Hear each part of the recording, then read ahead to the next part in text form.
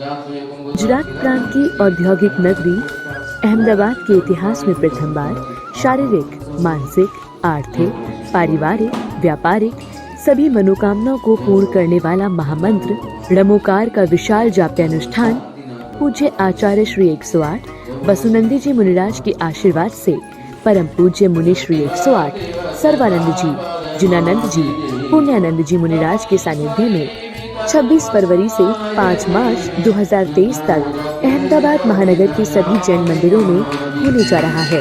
26 फरवरी को प्रातःकाल घट यात्रा के साथ जापानुष्ठान का शुभारंभ रामेश्वर पार्क सोसाइटी से किया जाएगा। आप सभी घट यात्रा में शामिल होकर धर्म प्रभावना करें। धर्म प्रभावना से तीर्थंकर प्रकृति का बंध होता है।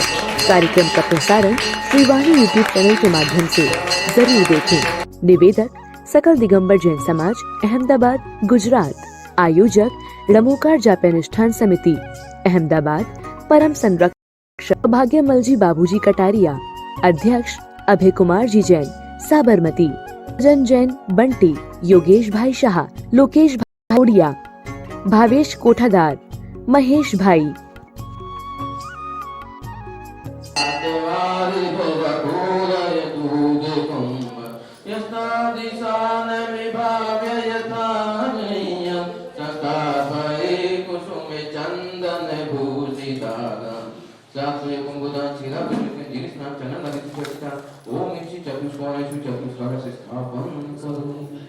जय बोलो श्री देवाली देवानाथ भगवान की जय। जय बोलो श्री चंद्रप्रभु भगवान की जय। जय बोलो श्री शांतिनाथ भगवान की जय। जय बोलो श्री मुनीश्वरनाथ भगवान की जय। जय भक्ति वसता परमादिदेव तमं स्वयं विकल्प सुनाय देवी शुद्धोदके अभिनयामि महाविदेव।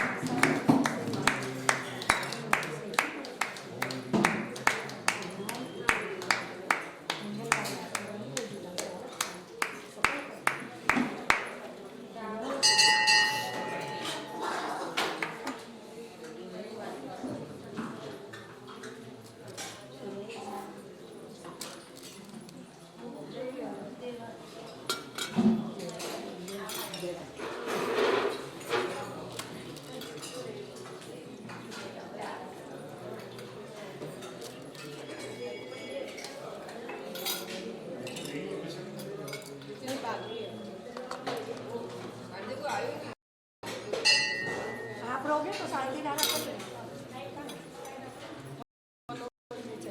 मनोज, आज आप रहने वाले शांति धारा हमारी तरफ से करेंगे। हो तो कर ले चालू।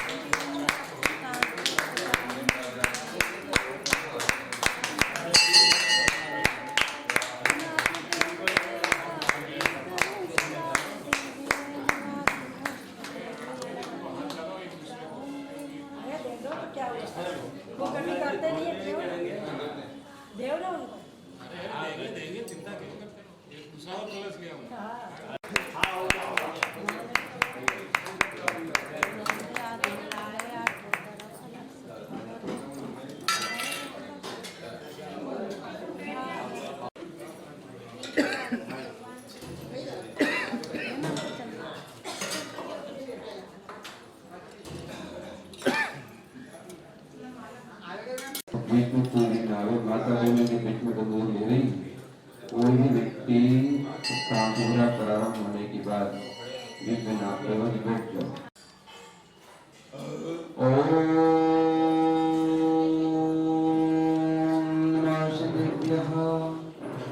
ओम नमः सिद्धेभ्यः। ओम नमः सिद्धेभ्यः। नमो हरिहंतारं नमो सिद्धारं नमो हरियारं नमो उच्चारणं नमो सद्विसाहुरं। चत्तारि मंगलं हरिहंतमंगलं सिद्धमंगलं साहुमंगलं केवली पंडितो धम्मो मंगलम्।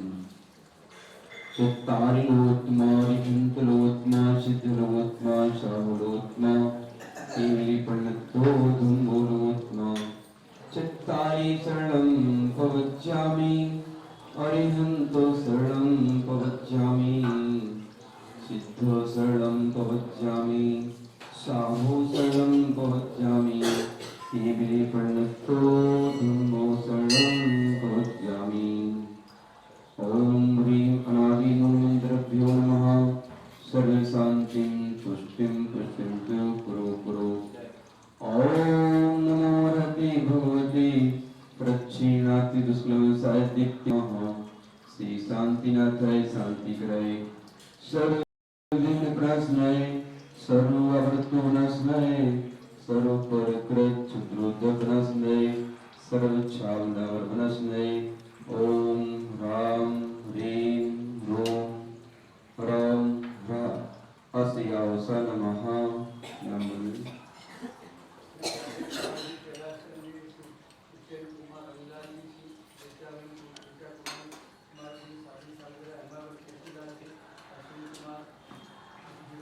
अरुणाबेन, संतोष कुमार जी, बाबूलाल जी, जयेश भाई, सुशीलाल जी।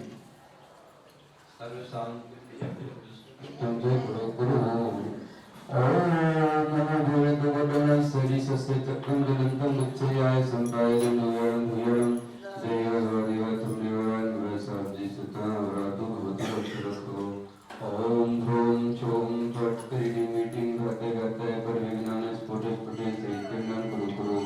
करुण छव छव ओम फट् शान्तिं कुरु कुरु। ओम ह्रीं श्रीं क्लीं ऐं ब्रह्मस्यावसा अनन्तर्नमो ह्रीं तरं ह्रौं सर्वशान्तिं कुरु कुरु। ओम ह्रीं श्री शान्तिनाथाय अशोक्तरु सत्राकार मंडताय अशोक्तरु सत्राकार शोभ्रवदप्रदाय हम जय सर्वपुत्र शांति करे नमः सर्व शांतिं कुरु कुरु। ओम ह्रीं श्री शान्तिनाथाय स्वरूप पुष्टि सत्राकार मंडताय स्वरूप पुष्टि सत्राकार शोभ्रवदप्रदाय ममलदेवी जय सर्वपुत्र शांति करे नमः सर्व शांतिं कुरु कुरु। ओम ह्रीं श्री शान्तिनाथाय दिव्यग्नि सत्याकार मंडिताय दिव्यग्नि सत्याकार शोभ्रवदप्रदाय ममलदेवी जय सर्वपुत्र शांति करे नमः सर्व शांतिं कुरु कुरु। ओम ह्रीं श्री शान्तिनाथाय चामरोज्जवल सत्याकार बाबाजी बैठ जाओ। बाबाजी बैठो। पुरानी देवी जय सर्वपुत्र शांति करे नमः सर्व शांतिं कुरु कुरु। ओम ह्रीं श्री शान्तिनाथाय सिंहासन सत्प्रातः मंडिताय सिंहासन सत्प्रातः शोभ्रवदप्रदाय नमदेवी जय सर्वपुत्र शांति करे नमः सर्व शांतिं कुरु कुरु। ओम ह्रीं श्री शान्तिनाथाय भावंडल सत्प्रातः मंडिताय भावंडल सत्प्रातः शोभ्रवदप्रदाय जमदेवी जय सर्वपुत्र शांति करे नमः सर्व शांतिं कुरु कुरु। ओम ह्रीं श्री शान्तिनाथाय दुंदुभि सत्प्रातः मंडिताय दुंदुभि सत्प्रातः शोभ्रवदप्रदाय सुंदरी विजय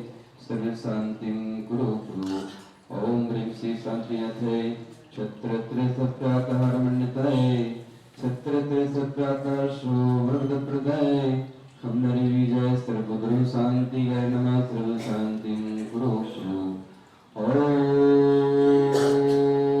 नमो भगवतो भट्टमनस्सो ईशस्य चक्रम जलंतं गच्छै अयसं पायलं भूयहं भूयडं देव देवारण्यवारण्य शब्दी सुकरवरातो बुद्धरख रखो ओम नमो जननं नमो भुजनं नमो परमो वीरणं नमो सद्गुरुजनं नमो वदन्तु भुजनं नमो पूर्वद्दिनं नमो विद्वद्दिनं नमो पादानुकारिणं नमो सौवर्णसदनं नमो सैनिद्धनं नमो पत्तिबुद्धनं नमो भूमिबुद्धनं नमो उदुमदीडं नमो गुलमदीडं नमो दस्पोपीडं नमो चोदस्पोपीडं नमो अट्टङ्गमहानिमित्कुशलं नमो विभूतिवित्तरं नमो विद्याहरणं नमो चारणं नमो कर्णसन्नानं नमो वागस्वामिनं नमो वासीशलं नमो दितिविशलं नमो उगुतवरं नमो दत्तवरं नमो महतवरं नमो घोतवरं नमो घोरगुणं नमो घोरपरिक्रमणं नमो घोरगुणब्रह्मविहारिणं नमो आमोषिवित्तलं नमो खुल्लोषिवित्तलं नमो दिल्लोषिवित्तलं नमो गुप्पोषिवित्तलं किसतार्तिलक्षणगात्रं नौमि जिनोत्तमं भुजनेत्रं पञ्चममीप्सितिचक्रिधराणं पूजितमिन्द्रनरेन्द्रिगणेशो शान्तिकरं गणशान्तिनमीशो षोडशतीर्थिकरं प्रणमामि सिद्धकरो सुरपुष्पसुवृष्टि इन्दुविराशनियोजनघोषो आतपिवारिणि चामरे युगमे यस्य विभाति कमण्डलसेजा तं जगदर्चिति शान्तिजिनेन्द्रं शान्तिकरं शिरसा प्रणमामि सर्विगणाय तु यच्छतु शान्तिं मय्यमरं पठति परिमाञ्चो इभ्यर्चिता मुकुटकुण्डलधारिरत्नै सर्वगणिस्तुतिपादिपदिमां ते मे जिनः प्रवरवंशि जगत्प्रदीपा ते भङ्गिरः सतति शान्तिकरा भवन्तु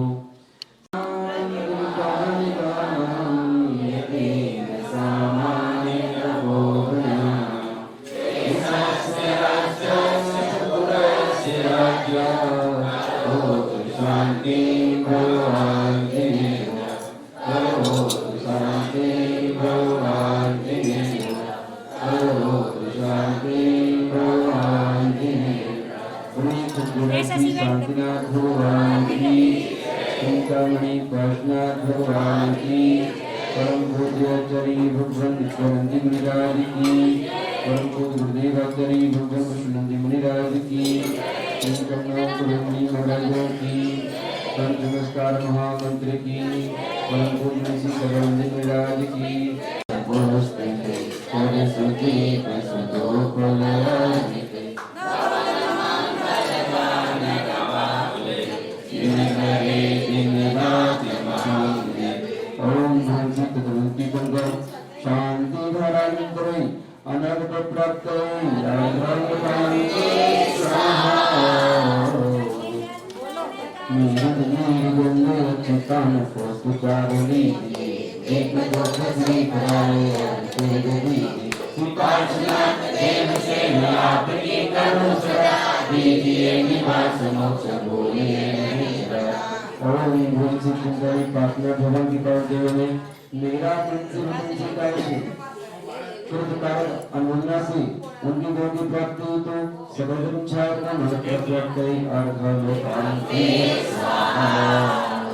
एक मिनट कोई अटलाना भी गुरु जी का प्यार है नरसी गुंबु अक्षत पुष्प चरूलेया दीप जलाकर धूप सुफले अर्घ चढ़ाओ पग में जा पावन वसुनंदी गुरुवर को करता और दे अभिनंदन ऐसे गुरु के चरण कमल में सत्संग मार विनम नमन ओम परम पूजा जय गुरुदेव सुनी सत्संग बारहवीं में विराजमान जिनके चरणारविंद में कृपा कर निर्माण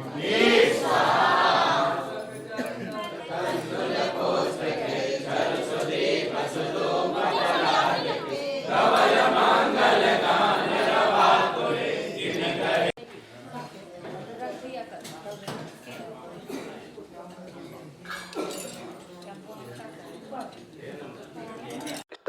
आयोजन की लाभ की प्राप्ति हेतु अपन लोग अपने वीर प्रभु को, अपने आराध्य को नमस्कार करेंगे। इसके उपरांत अपना कार्य प्रारंभ करेंगे। सभी लोग हाथ जोड़ लें। ओम नमः सिद्धेभ्यः।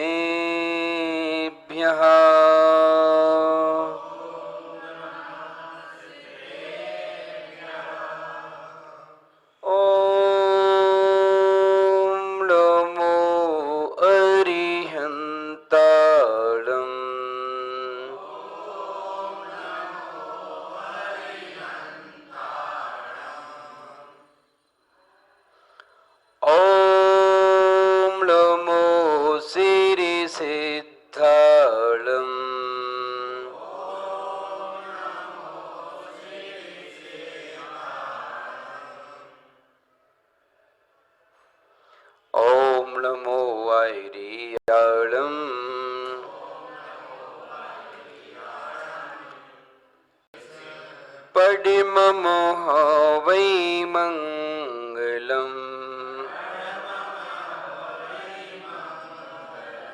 बोलो प्रातः स्मरणीय त्रिकाल वंदनीय परम पिता परमात्मा पंच परमेष्टि भगवान की,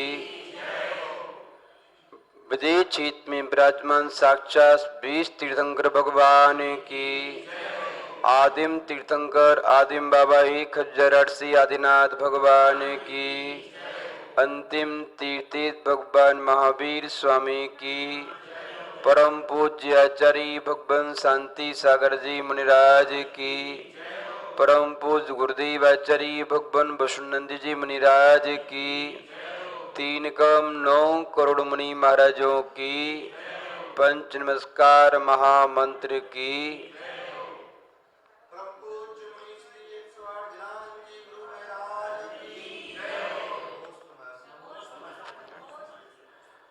धर्म स्नेही महानुभाव, कई अलग अलग मुनि महाराजों ने, साहित्यकारों ने संसार को अलग अलग उपमाएं दी हैं। कोई कहता है संसार एक सागर है, कोई कहता है संसार एक मेला है, कोई कहता है संसार एक जो है समस्या है। पता नहीं संसार का लोग अनेक अनेक प्रकार की उपमाएं देते हैं। एक एक उपमा को अपन समझते जाएंगे और कर्म को भी समझते जाएंगे। आपने मेला देखा होगा, मेले में अनेक प्रकार की दुकानें होती हैं। सोने की दुकान भी होती है, हीरे जवाहरात की दुकान भी होती है, सब्जी मंडी भी होती है, पूरी कचौरी की दुकान भी होती है, परचूनी की दुकान भी होती है, शराब भी वहां बिकती है, भांग भी बिकती है, दूध मलाई भी बिकती है, फल फ्रूट की दुकान भी यहां पर होती है, और खेलने कूदने की मनोरंजन के साधन की दुकान भी यहां पर होती है। और उस मेले में अनेक अनेक प्रकार के व्यक्ति भ्रमण करने जाते हैं। लेकिन समझना अपन लोगों को ये है कि मेले में आए हुए सभी आगंतुक महानुभाव क्या सभी दुकानों से पूरा माल खरीदते? नहीं खरीदते। सभी आगंतुक राहगीरों की चॉइस, पसंद अपने अपने संस्कारों के अनुसार, अपने अपने कर्मानुसार, अपनी अपनी शक्ति के अनुसार एवं अपनी अपनी संगति के अनुसार होती है। जो व्यक्ति नशा करने वाले की संगति में रहता है, जुआ खेलने वाले की संगति में रहता है, वह व्यक्ति तो उस मेले में जाकर के शराब खरीदेगा, भांग गाजा खरीदेगा, बीड़ी सिगरेट खरीदेगा। जो व्यक्ति धर्मात्माओं की संगति में रहता है तो किसी पुस्तक की दुकान पर जाकर के धर्म ध्यान को बढ़ाने वाली पुस्तक खरीदेगा। जो व्यक्ति अमीर है, अपने आप को सौंदर्य से भरना चाहता है, दुनिया के आकर्षण का केंद्र बनाना चाहता है, ऐसा व्यक्ति कहां जाएगा? हीरे जवाहरात की दुकान पर नई नई प्रकार के आभूषण खरीदेगा, वस्त्रों की दुकान पर नई नई वस्त्र खरीदेगा। जो व्यक्ति खाने पीने का शौकीन है, घर में मम्मी पापा बना के जानती नहीं है, क्योंकि कला नहीं बनाने की, तो मेले में जाकर के पूरी कचौरी अथवा जो भी आइटम वहां बनते हैं वो जाके खरीदेगा और उसका उपभोग करेगा। धर्मस्नेही मानवाओं, ये भी समझना है कि जो व्यक्ति जिस दुकान पर जाएगा उस दुकान का पूरा का मूड माल तो नहीं खरीदेगा। खरीदेगा क्या? हर दुकान पर नहीं जाएगा, ये भी पक्का है। और जिस दुकान पर जाएगा उस दुकान का पूरा माल नहीं खरीदेगा। कितना खरीदेगा? अपनी शक्ति के अनुसार।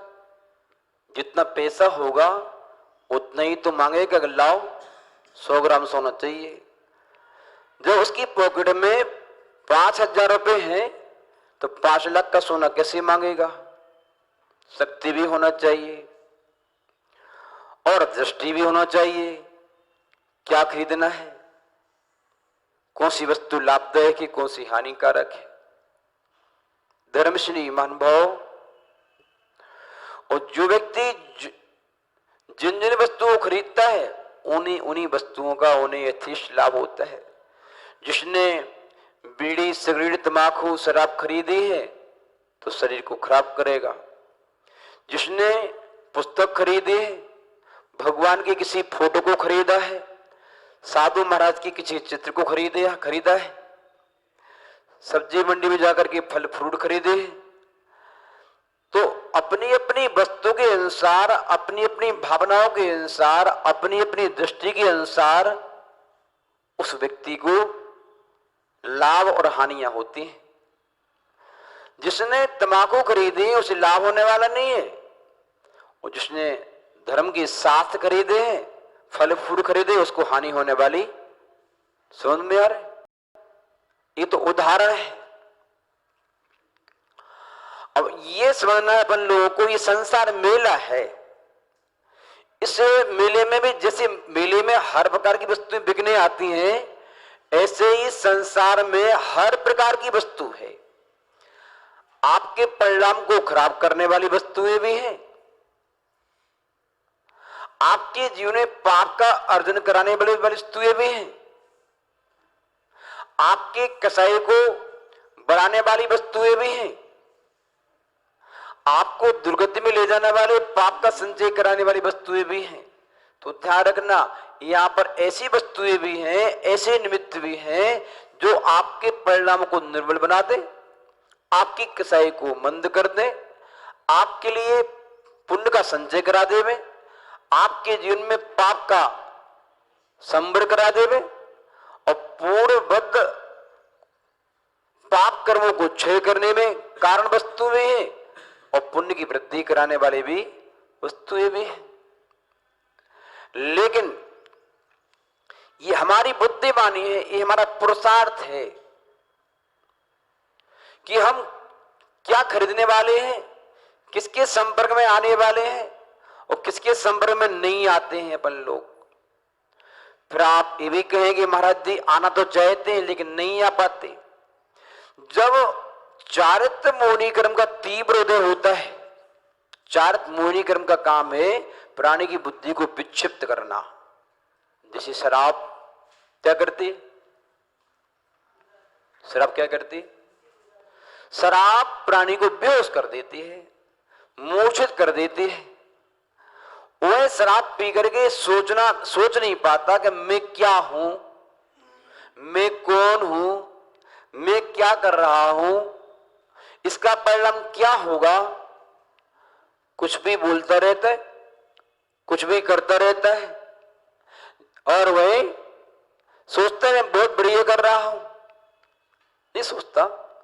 आप लोग भले ही उसको देख करके हंसते होंगे और सोचते होंगे बताओ सही, ये तो शरीर खराब कर रहा है, संपत्ति खराब कर रहा है, अपने मम्मी पापा का सम्मान खराब कर रहा है और अपना जीवन खराब कर रहा है।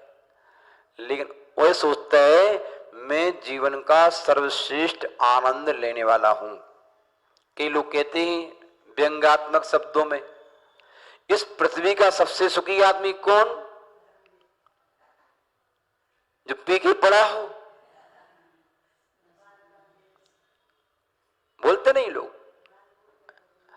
धर्म से नहीं मान पाओ, जैसी वो शराब प्राणी को बेहोश कर देती है और बेहोश प्राणी कुछ भी करता रहता है, ऐसे ही इस पृथ्वी पर रहने वाली समस्त जीवात्माएं, जो अमीर है वो भी, गरीब है वो भी, जो इस कर्म के ग्रास बने हुए, जो पूर्व में कर्म बांधा हुआ है, उस कर्म के अनुसार, चारित्र मुनि कर्म के अनुसार, कई बार क्या होता है अनुकूल वस्तु मिलने पर भी उसको नकार देते हैं। देखो यहां से नहीं चाहिए हमारे लिए, क्योंकि होश ही नहीं है उसे कि ये निमित्त तो हमारे जीवन को उठाने वाला है, हमारे लिए पुण्य से भरने वाला है, पाप का क्षय करने वाला है। उसे होश नहीं है। क्यों नहीं है होश? क्यों नहीं है?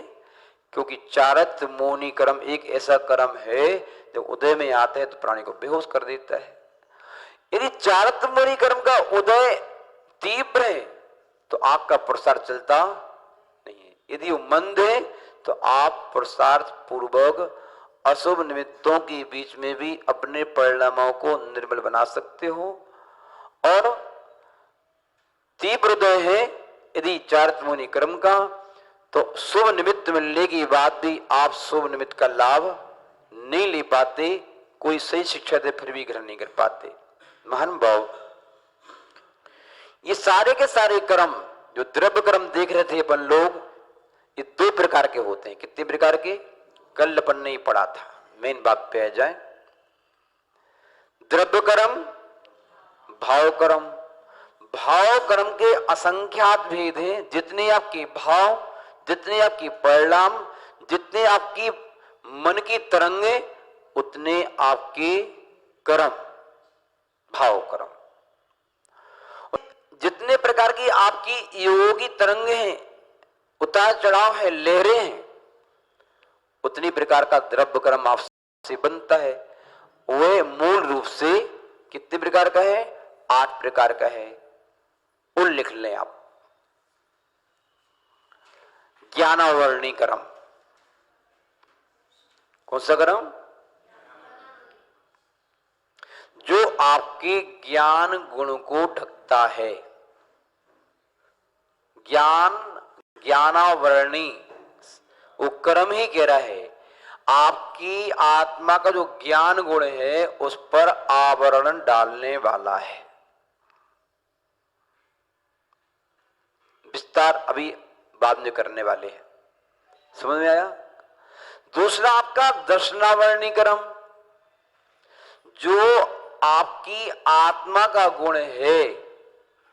किसका गुण है? शरीर का नहीं।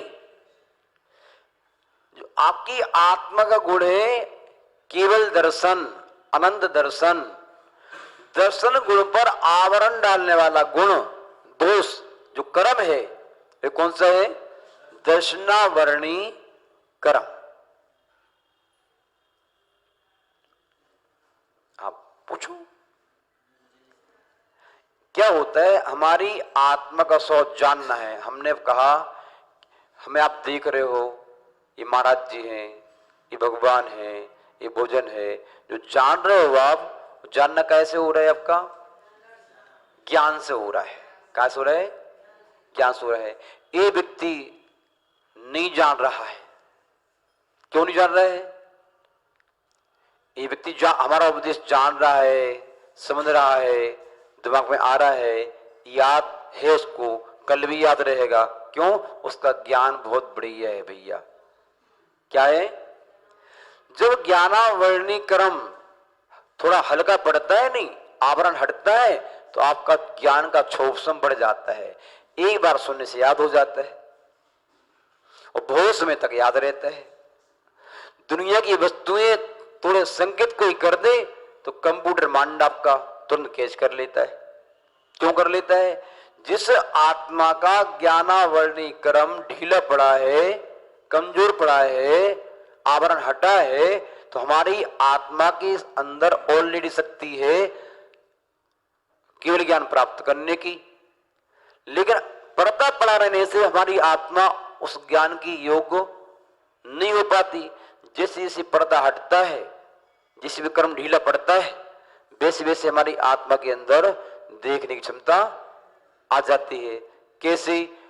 कमरे के अंदर बहुत सारे चित्र लगे हुए हैं, बहुत सारे व्यक्ति बैठे हैं, बहुत सारी सीनरियां हैं, और आपकी वहां खिड़की है, खिड़की पर पर्दा पड़ा हुआ है, एक मोटा वाला, एक पतला वाला, एक जाली वाला पड़ा हुआ है। जैसे ही आपका जो पतला वाला कपड़ा हटेगा तो क्या होगा? पहले मोटा वाला कपड़ा हटा और कपड़ा वाला आया तो आपको कुछ दिखेगा हल्का सा।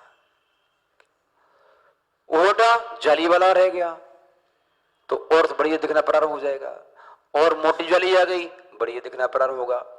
कौन हटाएगा पर्दा? आपको देखना है, जानना है, आपको हटाना पड़ेगा। ऐसे ही हमें अपनी आत्मा में ज्ञान को प्राप्त करना है, तो ज्ञान की प्राप्ति पढ़ने लिखने मात्र से नहीं होती। हमारे ज्ञान प्राप्ति मात्र से नहीं होती, हमारा अंतरंग निमित्त, ये तो गुरु महाराज, पुस्तक, पेन, डायरी, कॉलेज, स्कूल सब बाहरी निमित्त हैं। निमित्त तो है, लेकिन अंतरंग निमित्त क्या है? अंतरंग निमित्त हमारे अंदर में आत्मा पर पड़ा हुआ ज्ञानावरणी कर्म का जो पर्दा पड़ा हुआ है वो बिगड़ डाल रहा है।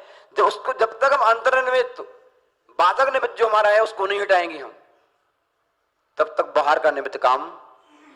बाहर लाइट जला दी आपने, आंख पर चश्मा नहीं है, नहीं दिख रहा है, बाहर की लाइट भी जरूरी है और अंदर का चश्मा भी जरूरी है, तब जाके शब्द दिखाई देंगे।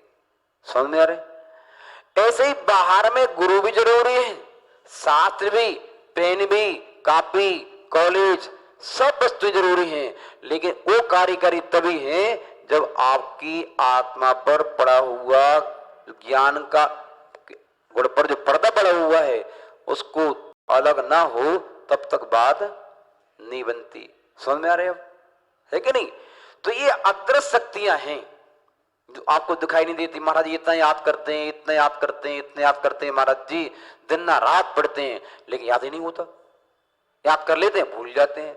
एक व्यक्ति ऐसा है, एक बार सुना नहीं, फटाक से याद हुआ नहीं, और कभी भी पूछ लो उससे।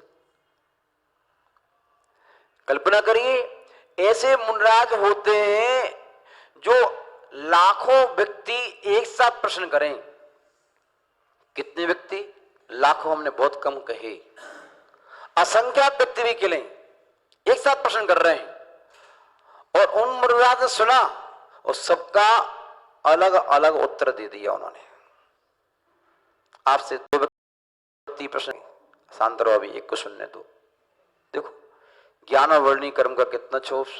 कल्पना करिए आप, हमारी आत्मा का ज्ञान गुण कितना विस्तृत है। जो व्यक्ति एरोप्लेन बना रहा है, रॉकेट बना रहा है, मोबाइल बना रहा है, जो इतना विज्ञान विस्तृत हो गया है कि आपका मोबाइल यहां पर रखा हुआ है और चर्चा कर रहा हो जो है अमेरिका से, वहां का चित्र आ रहा है, ये किसने बनाया?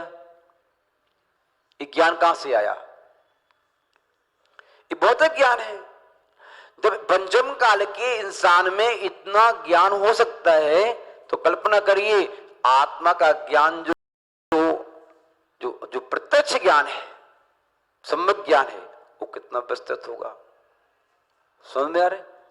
लेकिन वो ज्ञान आता कहां से है? हम सोचते पढ़ने लिखने से आता है। अकेले पढ़ने लिखने से नहीं आता। हमारा ज्ञानावरणी कर्म का छोपसम भी होना चाहिए। छोपसम का तात्पर्य कि मोटे पर्दे अलग होना और पतले पर्दे रह जाना। हाँ पूछो।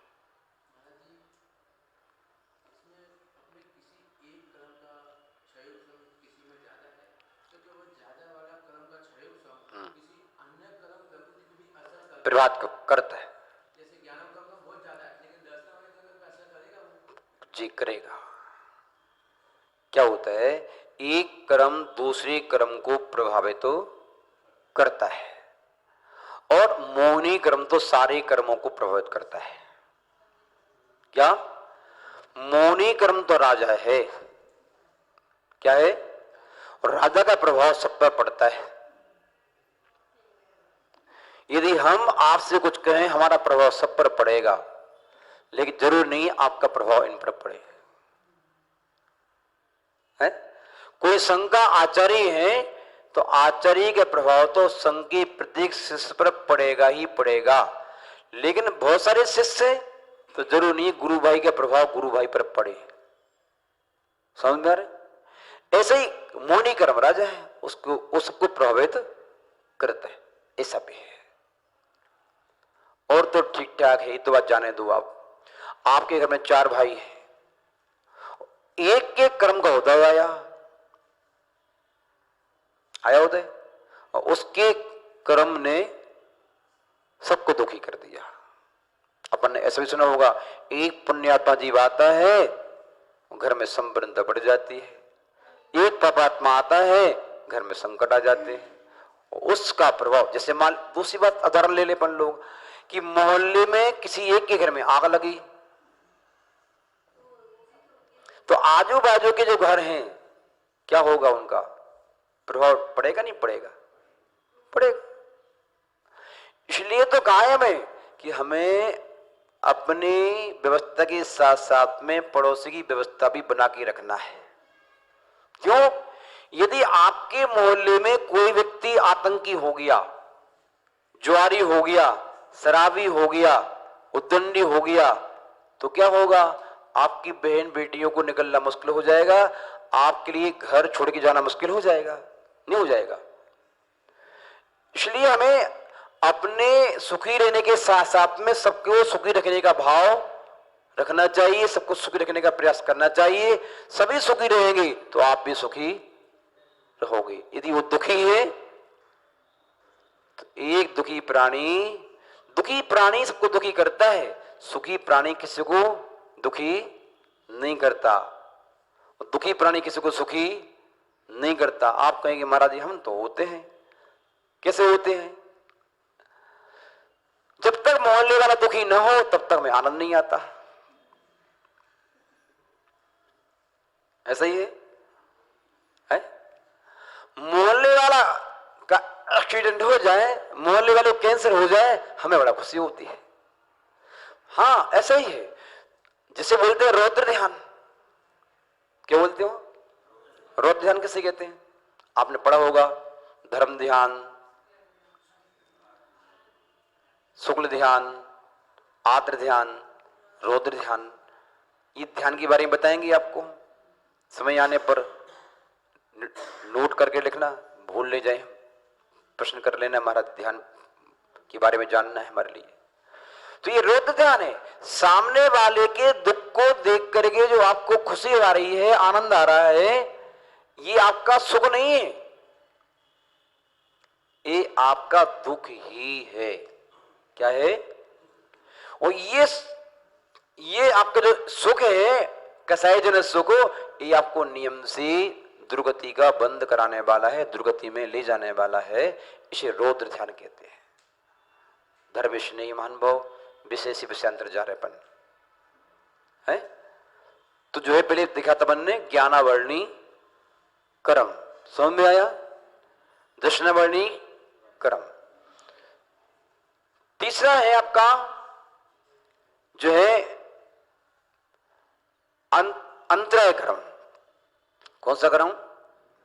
अंतराय कर्म जानते हो, अंतराय आता है महाराज जी लोगों को, काय में आता है, आहार में आता है।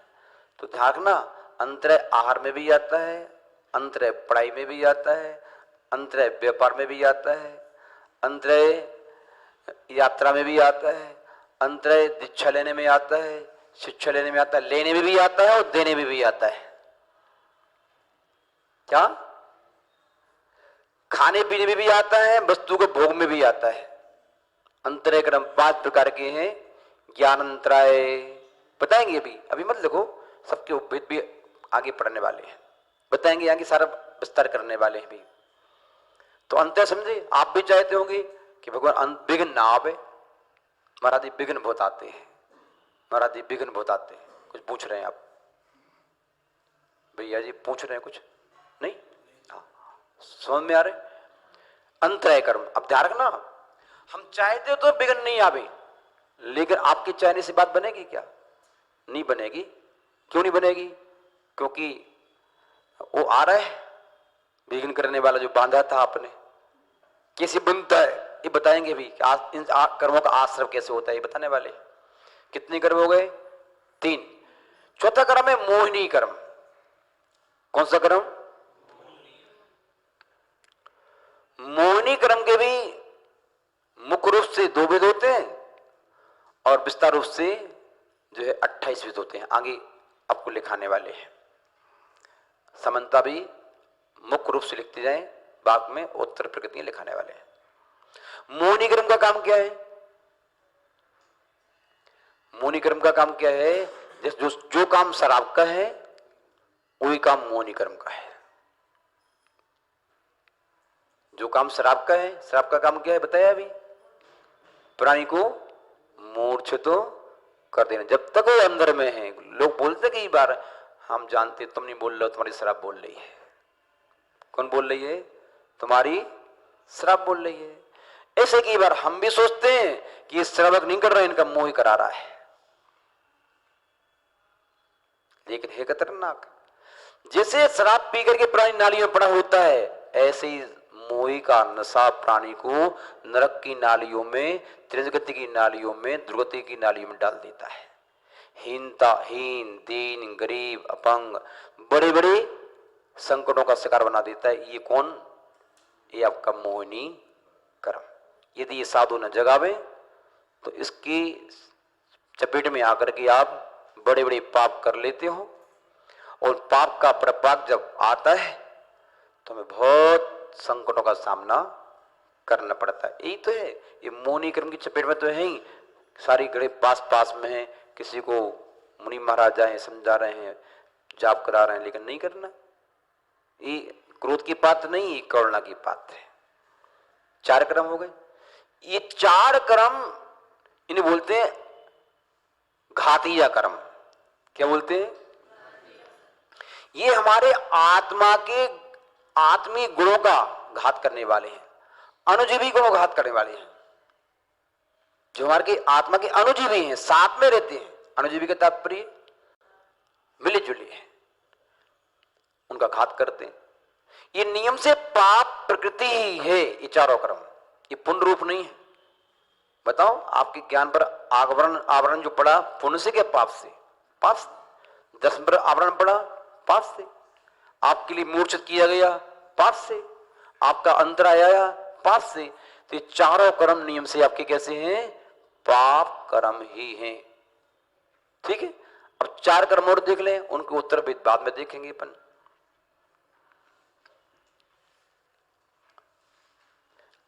वेदनीय कर्म। कौन सा कर्म? वेदनीय कर्म 2 प्रकार का है, साता वेदनीय, असाता वेदनीय। ध्यान रखिएगा, हमारे अंदर में कैसा वेदन हो रहा है, अनुभव कैसा हो रहा है। कभी पंखा चल रहा है, एक को आनंद आ रहा है, वो एक कह रहे बंद करो, हम मर जाएंगे।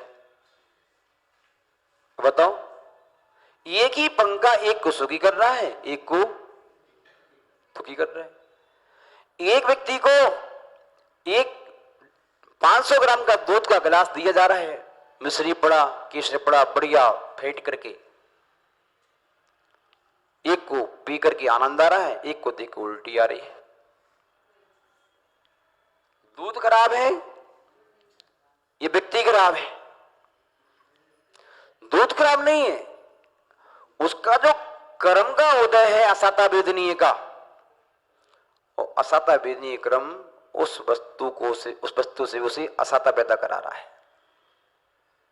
ना व्यक्ति खराब होता है, ना वस्तु खराब होती है, ना स्थान खराब होता है। संसार में कुछ भी खराब नहीं होता। यदि कोई खराब होता है तो हमारा कर्म खराब होता है, जो हम अज्ञानता में अर्जन कर लेते हैं कसाई की आवेश में। यदि कोई अच्छा होता है तो संसार में कुछ भी अच्छा नहीं है। अच्छा क्या है? यदि हमारे पुण्य के उदय से जो हमने परिणामों की निर्बलता में पुण्य का अर्जन किया था वो उदय में है, तो सारी दुनिया आपके लिए, आपके अनुकूल है, आपको अच्छे, आपको सुखकारी है। समझ में आ रहे? ये कर्म कौन सा होता है? वेदनी कर्म, जो आपको सुख दुख का वेदन कराता है सांसारिक निमित्तों के मिलने पर। चाहे वो स्थान हो, चाहे व्यक्ति हो, चाहे कोई वस्तु हो, जिसका निमित्त मिला तो आपको सुख का वेदन कराएगा वो, यदि साता का उदय है तो। और असाता का उदय है तो है। चलिए आगे कर्म है गोत्र कर्म। कौन सा कर्म? गोत्र कर्म। अब जानते हो, नीच गोत्र, उच्च गोत्र। जो चमार हैं, मेतर हैं, भंगी हैं, नीच जाति के लोग हैं, जिनको छूने से नहाना पड़ता है, जिनको आप अपने घर में प्रवेश नहीं दे पाते, मंदिर में प्रवेश नहीं करने देते, जो छोटे काम करते हैं, उस नीच गोत्री हैं सामान्यतः आपकी भाषा में। धर्म से नहीं मानव, लेकिन जो ब्राह्मण हैं, क्षत्रिय हैं, वैश्य हैं, जो धर्म को स्वीकार कर सकते हैं, धर्म का तात्पर्य मुनि बन सकते हैं, वो सब क्या है? जो व्रती बन सकते हैं। मुनि बन सकते हो क्या है? जो व्रती बन सकते हैं वो सबके सब मुनि महाराज। ये मुनि पद हर व्यक्ति धारण। एक क्षत्रिय, ब्राह्मण और वैश्य, ये तीन जातियां ऐसी हैं जो दिगंबर अवस्था को धारण कर सकते हैं। अन्य व्यक्ति तीर्थंकर की मुद्रा को धारण करने का अधिकारी नहीं है। तो ये गोत्र कर्म सब चाहते हैं कि हमारा जन्म कहां हो? उच्च गोत्र में हो। जब इनके आश्रम पढ़ोगे कहा इस कर्म का आश्रम कैसे होता है, तो आप पाओगे कि हमें नीची गति में जाना है। कोई नहीं बचा रहा चमार मेतर भंगी बनने से, कोई नहीं बचा रहा पशु पक्षी बनने से। पढ़ना आप आगे बताने वाले हैं, अभी तो नाम बता रहे हैं इनका कर्म का संचय कैसे करते हैं, उत्तर प्रकृति में पढ़ना आप। और ये कर्म अटल हैं, ये टलते नहीं। आपके यहाँ मनमानी नहीं चलती। आप कुछ भी मनमानी करते रहो अपने परिवार में, अपनी दुकान पर, अपने गांव में, अपने मोहल्ले में, हम ऐसे ही करेंगे, हम नहीं मानेंगे किसी की, मत मानो। लेकिन कर्मोदय में आएगा तो बहुत अच्छे को मना लेता है। समझे यार? लास्ट पूरा कर देने दो, नोट कर लो थोड़ा सा, विषय से भी संतर हो जाएंगे। नहीं बता रहे हैं, ध्यान रखना थोड़ा सा। कौन सा कर्म हो गया? वेदनीय गोत्र। नाम कर्म। कौन सा कर्म? अब नाम कर्म का काम है जैसा चतेरा होता है, चतेरा चित्र बनाता है, चित्रकारी करता है, पत्र बनाता है, ऐसे नाम कर्म का काम है आपके शरीर की आकृति को तैयार करना। छोटा, मोटा, पतला, लंबा, काला, गोरा, एड़ा, टेढ़ा, भेड़ा, सुंदर स्वरूप, सुंदर आपकी आवाज, कंठ आपका कैसा बनाना है, आँख कहाँ लगाना है, कान कहाँ लगाना है, नाक चपटी करना है कि मोटी करना है, हाथ मोटे करना है, पतले करना है, कान छोटे करना है, दांत छोटे छोटे करने के, बड़ी बड़ी बाहर निकालना है? सब चाहते तोता जैसी नाक हो, बड़ी विशाल आंखें हो, विशाल माथा हो, घुंघराले बाल हो, महाराज जी भरा हुआ चेहरा हो, हम इतना सुंदर लगे, बड़ी आनंद आ जाए। लेकिन ये काम सब हमारा, ये काम नाम कर्म का है। इसकी जो उत्तर प्रकृतियां पड़ेंगी अलग अलग भेद, तो आपको लगेगा, क्योंकि नाम कर्म के भी बहुत भेद है। जिस शरीर के भेद है आपके, उसके भेद है नाम कर्म। फिर लास्ट में कितने कर्म होंगे? 7। लास्ट में आयु कर्म। कौन सा? आयु कर्म। आयु कर्म भी 4 प्रकार की होती है, नरक आयु, देव आयु, मनुष्य आयु, त्रिंच आयु। और आयु कर्म का काम है उस जीवात्मा को किसी एक निश्चित स्थान पर निश्चित समय तक रोक के रखना। निश्चित स्थान पर और निश्चित समय तक रोक के रखना। आपने मनुष्य आयु को बंद किया तो मनुष्य पर्याय में आपको रोक दिया। कब तक रोका? जितनी आयु की अवधि बांध के आए होंगे आप, कि हम इस पर्याय में कब तक रहेंगे? 2 बरस, 5 बरस, 20 बरस, 100 बरस, 150 बरस, कब तक रहोगे आप वहां पर? फिर आप कोई महाराज इसके पहले नहीं जा सकते क्या? हाँ जा सकते हो, ध्यान रखना, इस बात को मत भूलना। अपने आगम में आया हुआ है, अकाल मृत्यु भी आई है। यदि आपकी आयु 100 वर्ष की अब बांध के आए हो तो आप 20 वर्ष में ही मर सकते हो। फिर भाई बाकी के आयु क्रम कहां जाएगा? तो अपने उदाहरण दिया हुआ है, उसका शंकर जी के ऊपर रखा हुआ मटका रखा जाता है, उसमें एक एक बूंद टपकती है, फिर क्या होता है? 24 घंटे चलता है। और यदि किसी बालक ने पत्थर मार दिया तो सारा पानी एक ही बार में गिर जाता है। ऐसे ही हमारी आयु कर्म के निश्चय जो हैं, जो 100 वर्ष चलने थे और कोई पाप का तीव्र उदय आया, बेहोशी में यात्रा कर रहे थे हम, दुर्घटना हो गई, कोई अचानक घटना कोई हो गई, आपकी मृत्यु हो गई, तो आपकी आयु के नजदीक से पानी गिर गया नहीं, इसे आपकी आयु के नजदीक फैल जाते, बिखर जाते, क्षय हो जाते। और उसी वक्त अपने परिणामों के अनुसार नई आयु को बांध करके, क्योंकि बगैर आयु कर्म के तो रह नहीं सकते आप, बिना इन कर्मों की आप रह नहीं सकते, तो तुरंत नई आयु कर्म का बंध बांधा और चले गए। आप कहां चले गए? जिस आयु को बंध बांधा वहां पहुंच जाते हो। वहां जाने के लिए कितना समय लगता है? मात्र 3 समय। 3 समय के अंदर आपकी आत्मा दूसरे शरीर को धारण कर लेती है। और समय कितना होता है? जितना आपका पलक झपका, इतने समय में असंख्य समय हो जाते हैं। कल्पना करिए, ये व्यवस्था 8 कर्मों की है। अब जो है अपन लोगों को यह समझना है इन 8 कर्मों के बारे में। इस समय में आए पहले ही बता दो हमारे लिए आप। विपुल भाई, हाँ आप पूछो।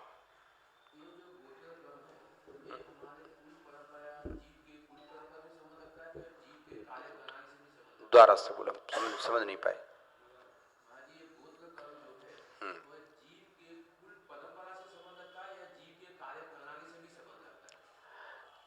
किसका कुल?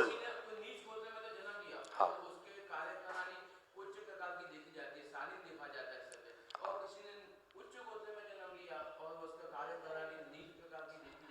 ये ध्यान रखो, उसकी जो आचरण जो उसका है, भले ही उच्च क्वालिटी का हो, लेकिन उसका कर्म का उदय तो नीच गोत्र का ही चल रहा है। हम क्या कह रहे हैं आपसे? उस जीवात्मा का उदय कौन सा चल रहा है? नीच गोत्र का चल रहा है। लेकिन भले ही वह अपने परिणामों को निर्बल बना करके, को मंद करके, वह जो है द्रव्य रूप में अपना आचरण को निर्बल बना के रख सकता है। कई बार क्या होता है प्राणी, ये बात बहुत अच्छी कही इन्होंने, कर्म भी आगे बताएंगे आपको। वैसे कर्म भी पुण्य कर्म, जैसे नीच कर्म पाप प्रकृति है, कौन सी प्रकृति है, और उच्च गोत्र पुण्य प्रकृति है। तो ये भी ध्यान रखना, पुण्य भी दो प्रकार के होते हैं, पाप भी दो प्रकार के होते हैं। क्या पुण्य भी कितने प्रकार के होते हैं और पाप भी बताएंगे आगे, नाम लिख लो मात्र, विस्तार कर देंगे कल। एक तो पुण्य होता है पुण्यानुबंधी पुण्य, क्या होता है, और एक होता है पापानुबंधी पुण्य।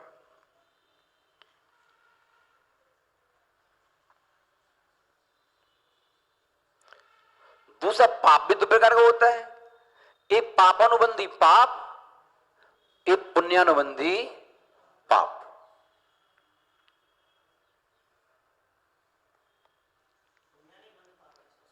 है बता रहे हैं हम, अच्छा प्रश्न है आपका, बता रहे बहुत।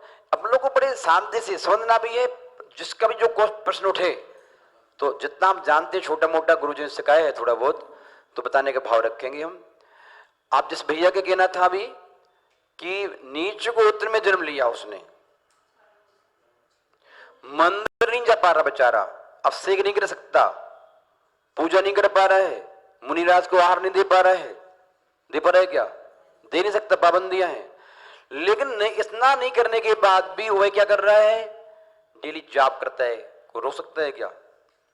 मुनिराज मिलते हैं, भक्ति पूर्वक जमीन पर लेट करके नमस्तु करता है, मंदिर में जाने की स्वीकृति नहीं, कोई बात नहीं, मंदिर के गेट पर बाहर बैठ करके भगवान को नमस्कार करता है, कायोत्सर्ग करता है। अष्टमी चतुर्दशी को मालूम है उसके लिए, जैनों के संपर्क में है, वो अष्टमी चतुर्दशी को एक टाइम भोजन करता है, भगवान के दर्शन करता है और पानी छान के पीता है, रात्रि भोजन नहीं करता, आलू प्याज नहीं खाता, लहसुन नहीं खाता। देखो जन्म कहां हुआ है उसका, नीच कुल में। उसने सोचा कसाई की मंदता में, हे भगवान कभी मैंने निकृष्ट कार्य किया होगा, निकृष्ट सोचा होगा, दूसरों की निंदा की होगी, अपनी तारीफ की होगी। आगे बताएंगे आपको हम। दूसरों की निंदा करने से, अपनी तारीफ करने से नीच गोत्र का आश्रय होता है। क्या करने से, दूसरों की निंदा करने से और अपनी तारीफ करने से नीच गोत्र कर्म का आश्रय होता है। मैंने दूसरों को नीचे गिराने का भाव रखा होगा और अपने आप को उठाने का भाव रखा होगा, सो मैं गिर गया। भगवान अब मैं ऐसा नहीं करूंगा, अब मैं क्या करूंगा, पूज्य पुरुषों की विनय करूंगा। विनय करने से प्राणी के लिए उच्च गोत्र कर्म का आश्रय होता है। अपनी मम्मी की विनय करो, पापा की विनय करो, साधर्मी की विनय करो, गुरुओं की विनय करो। जितना प्राणी झुकता है उतना प्राणी उठता है। अब जितना उठना हो उतना झुकना प्रारंभ कर दो। आप समझ गया हो, गुरु का उपदेश सुन लिया उसने, है झुकना प्रारंभ कर दिया। जितना प्राणी पुण्य से जुड़ेगा, धर्म से जुड़ेगा, धर्मात्मा से जुड़ेगा और धर्म की आयोजन से जुड़ेगा, उतना उठेगा। वो नहीं उठेगा। कैसे उठेगा, आपको भी कोई नहीं जानता। हम आहार करके करने के लिए जाते हैं श्रवक के यहाँ, आप साथ जाते हो, आहार करके आते हैं, साथ आते हो, आप वैवृत्ति में साथ रहते हो, स्वाध्याय में साथ रहते हो और हर विहार में साथ रहते हो। अब लोग आपको जान गए, अब लोगों की निगाहों में चढ़ गए। अब लोग आपको पूछे बगैर कोई काम नहीं करते। और कई बार तो अन्य व्यक्ति हमारे पैर छूने की बजाय धोती दुपट्टा पहन के आते हो आप, तो आपके पैर छू लेता है। हमारे बंटी भैया हैं आपके अहमदाबाद में, कौन नहीं जानता उसे। और कार्यक्रम होते हैं, उनको स्थान क्यों दिया जाता है, पैसा देते हैं क्या वो धर्म की संगति में आकर के, धर्मात्मा की संगति में आकर के, धर्म के आयोजन की संगति में आकर के उठ गए। क्या अपंग अवस्था में हैं, जितने भी पागल घूम रहे हैं, झोपड़ियां रहने के लिए नहीं है, वो कौन है मालूम? ये वही है जिनकी अरबों खरबों की कोठियां थी, अरबों खरबों की फैक्ट्रियां थी, दुनिया के पद थे, और उन्होंने क्या किया, मुनराज के आने पर भी उनकी अवहेलना कर दी। अवहेलना क्या कर दी? अवहेलना उनका अपमान नहीं किया, वो घर से बाहर नहीं निकले, हाथ नहीं जुड़े, आहार नहीं दिया, पड़गा नहीं किया, वैवृत्ति नहीं की, धर्म के आयोजन से नहीं जुड़े, धर्म से नहीं जुड़े, धर्मात्मा से नहीं जुड़े, इतने अहंकार भूल रहे, भगवान भी बुलाएं तो जाएंगे, बिना बुलाए तो भगवान के भी नहीं जाएंगे हम तो। गुरु तो कौन सी बात है, कह रहे तो क्या किया उन्होंने? ध्यान रखो, ऐसा करने से और कुछ नहीं करते वो लोग निरंतर निरंतर जो है अपने आप के जीवन में पाप का संचय करते रहते हैं। परिणाम निर्बलता तो आती ही नहीं, तो कौन सा कर्म हो जाएगा फिर? ये पापानुबंधी। इसलिए तो कहा है, हे भगवान ऐसा पुण्य का उदय ना आवे जो मुझे गुरुओं से हटा दे, कि गुरु को बुलाए तब जाऊं मैं, ऐसा पुण्य नहीं चाहिए मुझे। ऐसा पुण्य का उदय नहीं चाहिए कि भगवान बुलाए तभी जाऊं मैं, ऐसा पुण्य चाहिए कि भगवान मैं अपनी इच्छा के साथ में अपने तन का, अपने मन का, अपने धन का, अपने समय का, श्रद्धा भक्ति और उसके साथ उल्लास के साथ में मैं स्वयं जाऊं, उत्साह से जाऊं। तो ऐसा पुण्य प्राणी को दुर्गति का शिकार बना देता है। समझ में आ रहा है? इसको हम चारों कर्मों को विस्तार से आपको उदाहरण से बताएंगे। चलिएगा, तो जो 8 कर्म समझ में आए? और कुछ पूछना हो? क्या नाम? ब्रजेश भाई, क्या नाम? प्रेरित। समझ में आ रहे? क्योंकि कर्म सिद्धांत समझना बहुत जरूरी है, इसके बगैर कुछ होने वाला। अब एक कर्म संजय, अब कर्म का संजय कैसे होता है इसको अपन समझने का भाव रखेंगे। 8 बज के कितने मिनट हो गए हैं? 26 मिनट आपके हो चुके हैं। कितने? 26 मिनट। फिर भी एक ज्ञानावड़ी कर्म के उत्तर भेद बन लो, आज देख ही लेते हैं। बन लो, ज्ञानावड़ी कर्म के 5 प्रकार होते हैं। कितने प्रकार होते हैं? सामान्यतः 5 होते हैं, वैसे असंख्यात भेद होते हैं। जितनी प्रकार का परिणाम उतनी प्रकार का कर्म। जैसे मुनराज है सामान्यतः 6वें गुण स्थान, लेकिन 6वें गुण स्थान के भी असंख्यात भेद। कितने भेद? आप श्रावक हैं और हजारों सभी श्रावक हैं, 4था गुण स्थान है, लेकिन 4थे गुण स्थान में भी परिणाम में कितनी तारतम्यता है? नहीं तारतम्यता। किसी परिणाम बड़े निर्मल हैं, किसी कम निर्मल हैं, किसी के मन है, किसी के मन है, किसी के मलिन भी है। जैसे परिणाम में तारतम्यता है, वैसे ही उस गुणस्थान में भी तारतम्यता है, भेद है। क्योंकि यहां भेद अंतरंग से होता है, बाहर से तो भेद होता ही होता है।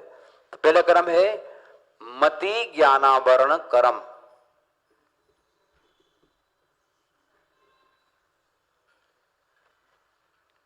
उसके आगे भी नीचे लिखते हैं ना, मति ज्ञानावरण, जो मति ज्ञान पर भेद डालता है। आगे उसके लिखे हो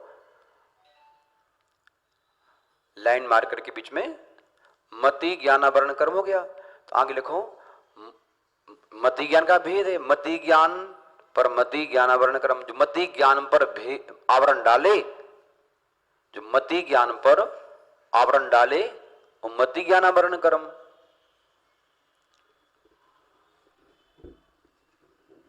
ठीक है। श्रुत ज्ञानावरण कर्म,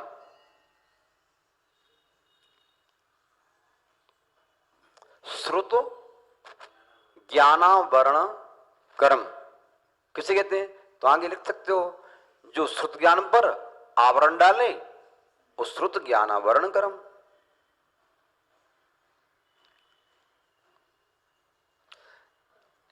चार महीने चातुर्मास के और 50-60 व्यक्ति इस तरीके से रुचि लेने वाले मिले हैं। एक ही कर्म को, एक ही बात को विधिवत तरीके से, और कुछ दुनियादारी मत पढ़ो, बस अध्यात्म कर्म सिद्धांत को दिमाग में सेट कर लो और प्रथमा योग को उदाहरण समझ लो।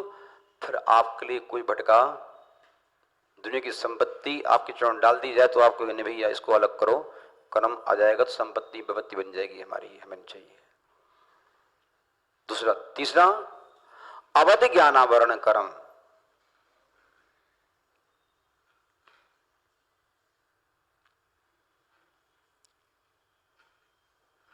किसे कहते हैं? लगाओ, बताओ आप।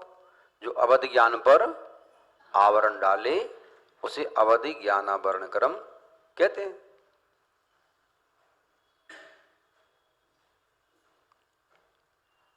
और मनः पर्यय ज्ञानावरण क्रम, मनः पर्यय ज्ञानावरण क्रम।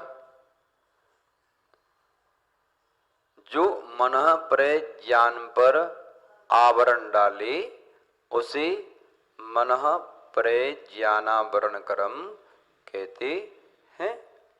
सरल है। और केवल ज्ञानावरण क्रम, जो कर्म केवल ज्ञान होने में बाधक हो, आवरण डाले, उसे केवल ज्ञानावरण क्रम कहते हैं। ठीक है ना? अब जो है 8:30 हो गए हैं। वैसे हम चाह रहे हैं कि आपकी प्रवासें करें, लेकिन कल अपन और बातें हवा की नहीं करके जो है ये 8 कर्म की उत्तर प्रकृतियां और इनकी परिभाषा क्या एक एक करके और आश्रम भी लेते जाएंगे अपन लोग। जैसे मान लो ज्ञानावरण कर्म की परिभाषा बताएंगे पहले, फिर इसका आश्रम कैसे होता है, एक एक कर्म देखते जाएंगे। फिर दशनावणी कर्म का स्वभाव क्या है और आश्रम कैसे होता है, कैसे इसका संचय करते हैं अपन, और सारी कर्मों के बारे में बता करके फिर आपको बताएंगे कि उसके ऊपर जो कर्म की 10 व्यवस्थाएं होती हैं, ये कर्म का बंध कैसे होता है, कम ज्यादा कैसे होता है, और कर्म का उदय, कर्म का सत्व, कर्म की उदीर्णा, कर्म का उत्कर्षण, कर्म का अपकर्षण, कर्म का संक्रमण, कर्म का जो है निवृत्ति, निकाचित आदि 10 भी व्यवस्थाएं हैं कर्ण की, उनको समझने का प्रयास करना है। और एकदम सरल है, जो अभी समझाया है हमने आपके लिए, इससे भी अधिक सरल है। इस प्रकार के उदाहरण अपन देंगे तो उसके माध्यम से आपको समझ में भली भांति आ सकेगा। महान भाव, अपन लोग अपने दैनिक जीवन में जो भी करते हैं, लेकिन हमें मालूम नहीं होता जिस कर्म को हम कर रहे हैं इसका परिणाम क्या है, और परिणाम का मालूम जब तक ना हो तब तक उस कर्म के प्रति हमारा बहुमान नहीं बढ़ता। इसे आपको मालूम चल जाए कि भाई ये सोने के व्यापार में कर रहा हूं, इतना सोना खरीदूंगा तो इतना फायदा होगा, तो क्या करते हो फिर? दिन रात एक कर देते हो कि फायदा बहुत होने वाला है, परिणाम मालूम चल गया आपको। और यदि आपको मालूम चल जाए ज्यादा फायदा होने वाला नहीं है, छोड़ो, नींद खराब क्यों करें। ऐसे धर्म के क्षेत्र में यदि मालूम चल जाए आपके लिए कि मकान से मंदिर आते वक्त यदि हम निर्मल भावों से आ रहे हैं, क्या सोच के आ रहे हो, उद्देश्य क्या है, लक्ष्य क्या है, जो सोच के आ रहे हो उसी के अनुसार कर्म का संचय होता है, ये ध्यान है।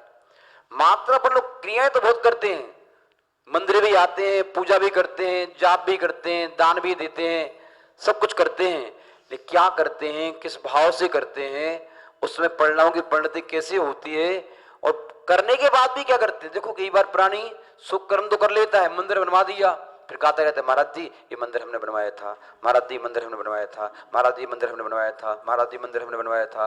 धत्रे की मंदिर बनवाया तो वही ले जाओ घर पे उठा करके, है? अच्छे काम को गाते हैं, जबकि हमारा आगम कहता है कि जैसे किसान बीज को छुपा देता है, कैसे किसान बीज को जमीन में गाड़ के क्या करता है, छुपाता है, और कैसी जमीन में गाड़ता है, जिस जमीन में पत्थर कंकर ना हो वहां गाड़ता है। जैसे किसान बीज को गाड़ के छुपा देता है और सुरक्षा करता है उसकी, कहीं पशु ना आ जाए, पक्षी ना आ जाए, कहीं इसको खराब ना कर दें, सुरक्षा करता है, तब जाकर के वो आस्ते आस्ते वृक्ष का रूप धारण कर पाता है। ऐसे करते हैं। ऐसे हमें भी अपने सत्कर्मों के लिए, चाहे आपके पूजा हो, चाहे दान हो, चाहे जाप हो, किसी का उपकार किया हो आपने, तो क्या करो, उसको क्या करो, छुपाओ। उसके लिए बहुत बड़ा सीना चाहिए छुपाने के लिए, नहीं चाहिए है? हम लोग छोटे छोटे कृत्य को करके छपाते हैं, इतना करेंगे इतना गाएंगे। दान किया 5 लाख का और 25 लाख का प्रचार करेंगे, तो क्या किया आपने? पक्का मान लो 100% आपका जो बीज बोया आपने, विषय कसाए कि पक्षी ले गए, इसको बताएंगे। हाँ हाँ जी, अपने आपके माध्यम से जो सत्कर्म हुए हैं, करने के पहले तो करो, कहो आप कि हम ऐसा कर रहे हैं, हम ऐसा कर रहे हैं। क्यों करो? वो इसलिए कहो कि हमारे जो है करने से 4 लोग और कर लें। करने के बाद मत कहो कि हमने, करने के पहले तो कहने चाहिए कि हम सम्मिश्र कर जा रहे हैं। हम भैया, हम सुनो भैया, वो कार्यक्रम हो रहा है पंचगढ़, उसमें हम जो है 51 लाख का दान दे रहे हैं। क्या है, मम्मी ने कह दिया, पापा ने कह दिया, वो आए थे तो जो है 51 हमें सौभाग्य प्राप्त हुआ है उसको स्वाधीन बनने का, हमें सौभाग्य प्राप्त हुआ है वहां द्रव्य देने का, हमें सौभाग्य प्राप्त हुआ है कलशारोहण करने का। तो क्या होगा? वो कहेगा इनने कलशारोहण कर दिया 5 लाख का, 1 लाख का काम हम ही कर ले, भाव बनेगा उसका। हम व्रत ले रहे हैं, हम व्रती पढ़ रहे हैं, तो क्या होगा? उसे व्रती बनने का भाव आएगा।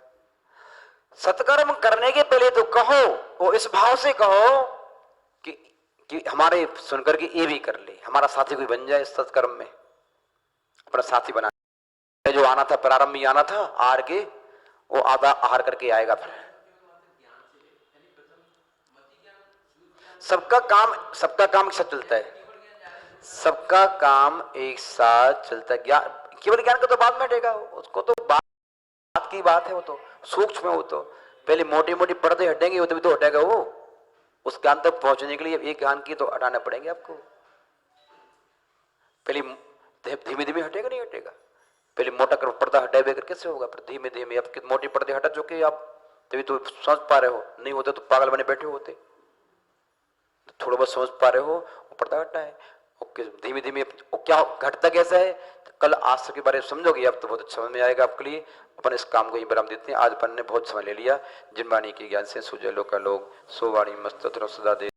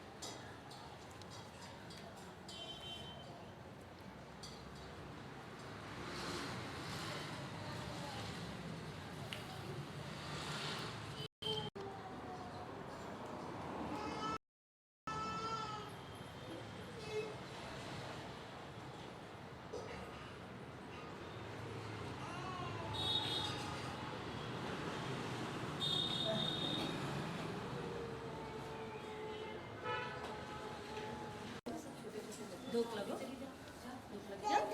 हाँ जे धोक लग हाथ धोक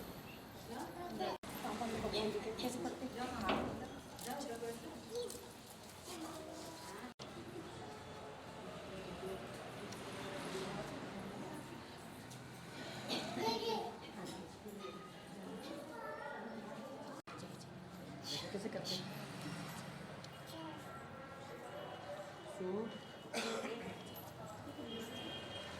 इधर इधर